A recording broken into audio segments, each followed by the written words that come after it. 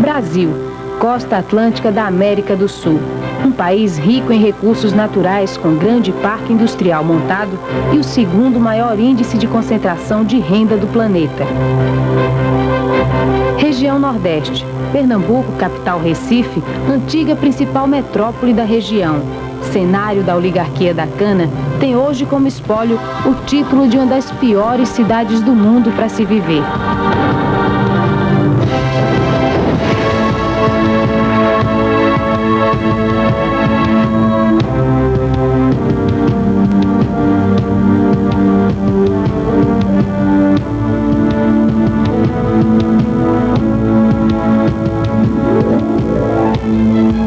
Atraindo quase metade da população de todo o estado, a região metropolitana do Recife tinha, em 1990, 3 milhões de habitantes.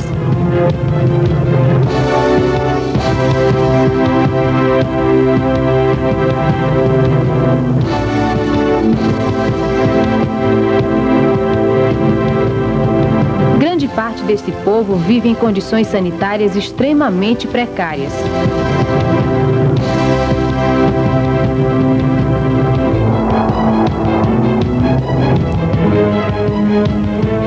A mortalidade infantil atinge a espantosa cifra de 102 óbitos por 1.000 crianças nascidas vivas.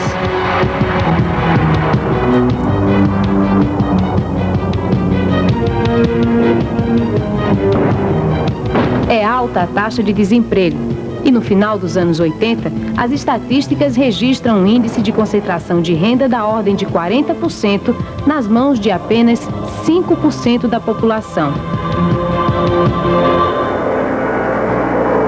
Esta cidade tem sabor doce e amargo. A brisa do mar, o calor do asfalto. Vivemos aqui a dureza do cotidiano, o frenesi do carnaval, os sonhos do dia a dia, consumidos na necessidade. O índice de alfabetização é mais alto entre a população feminina. Embora grande parte delas nunca chegue a completar o primeiro grau menor, as mulheres são maioria nas escolas, desde o nível básico até a universidade.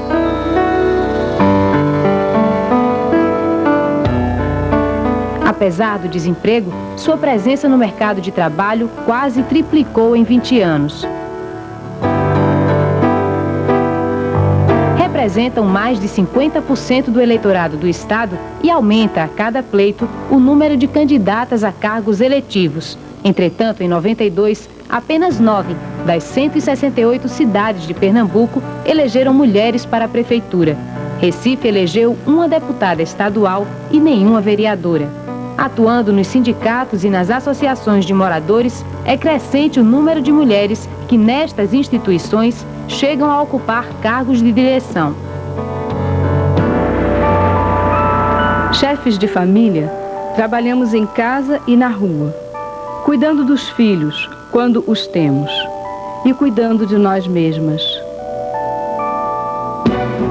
Em 92, mais de 3.000 mulheres foram agredidas, na maioria das vezes por homens, frequentemente seus pais, maridos, amantes, namorados.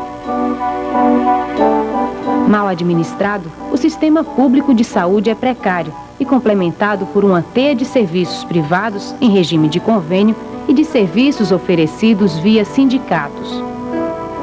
Desarticulados entre si, eles compõem um perverso quadro de assistência, que não garante a cura e tampouco a prevenção das doenças, e que é apenas parte de um ciclo maior de miséria que se inicia na necessidade e se fecha na exclusão.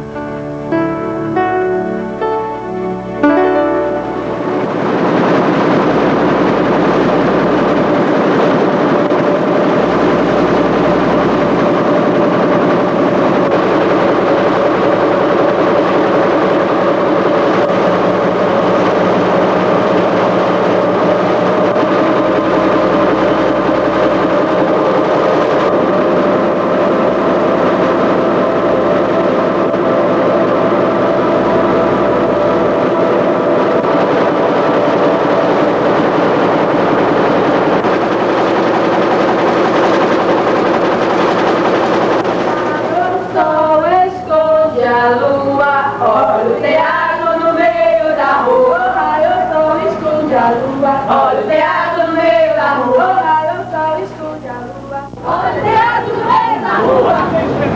Tem senhor! E aonde vai ter? Desde o início dos anos 80, em vários estados brasileiros, o movimento de mulheres se organiza e atua, interferindo no dia a dia das cidades. A mobilização para trazer a público o resultado de suas reflexões tem para o movimento o objetivo de contribuir de forma alternativa para a formação de opinião, dentro de uma perspectiva de transformar as condições de vida a que está submetida a maioria das mulheres. Atenção, mulheres! Saúde! O direito a ser conquistado! A saúde e a reprodução humana têm sido questões priorizadas por este movimento. Uma de suas conquistas, por exemplo, foi a instalação entre 91 e 92 de comissões parlamentares de inquérito que investigaram a prática indiscriminada de esterilizações femininas. Foram realizadas CPIs em 4 estados, inclusive Pernambuco, e também no Congresso Nacional em Brasília.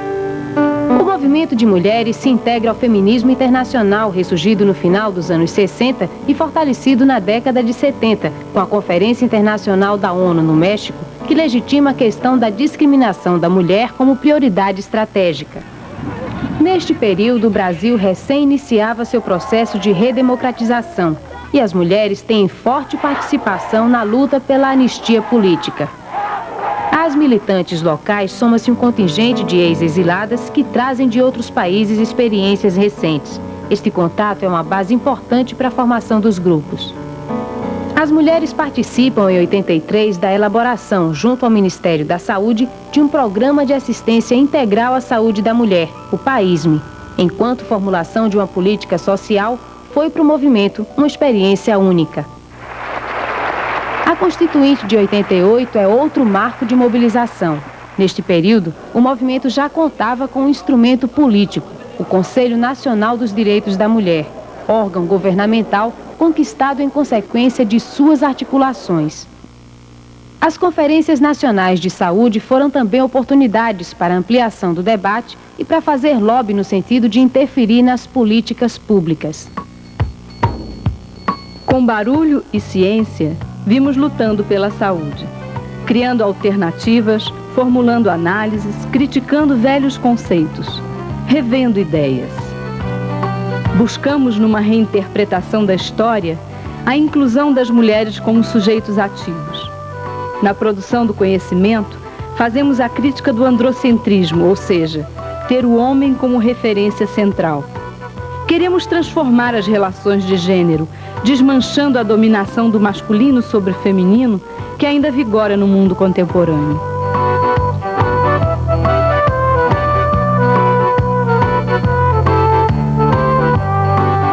Em Recife, os grupos que se formam têm diferentes raízes. São militantes de partidos da esquerda, de sindicatos, participantes do movimento de bairros ou de ações promovidas pela Igreja Progressista. Todos recebem, em maior ou menor grau, a influência do feminismo. Formalizam-se em associações, clubes, centros ou organizações não governamentais. Seguem o rumo da profissionalização e muitos destes grupos passam a ter projetos financiados pelo Sistema de Cooperação Internacional, ao qual também se articulam. Estas mulheres entram nos bairros, nas associações de classe, no aparelho de Estado.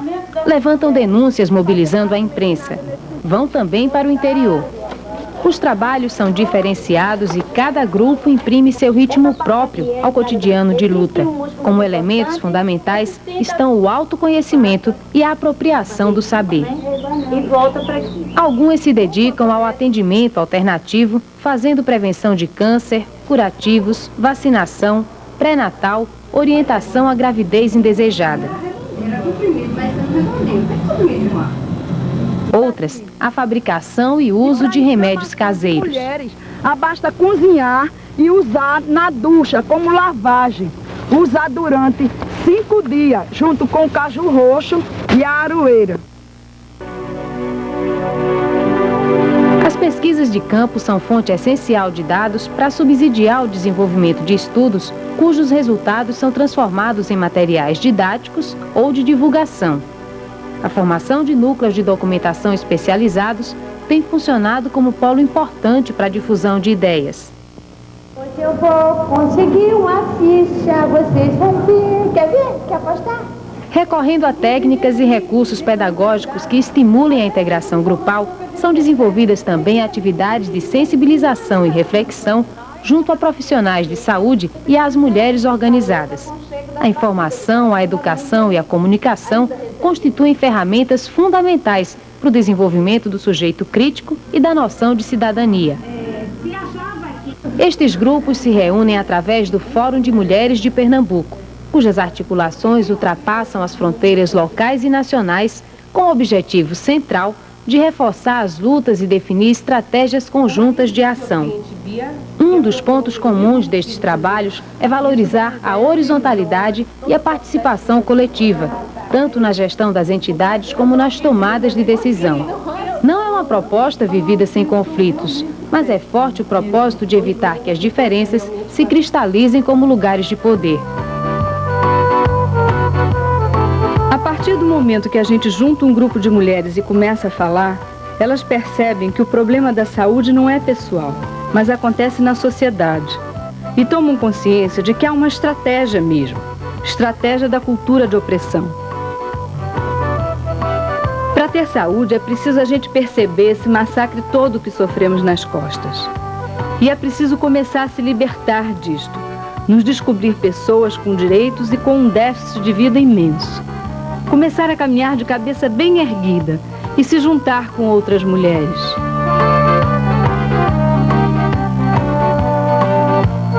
Formar consciências e interferir nas condições cotidianas da existência são dimensões fundamentais do trabalho político.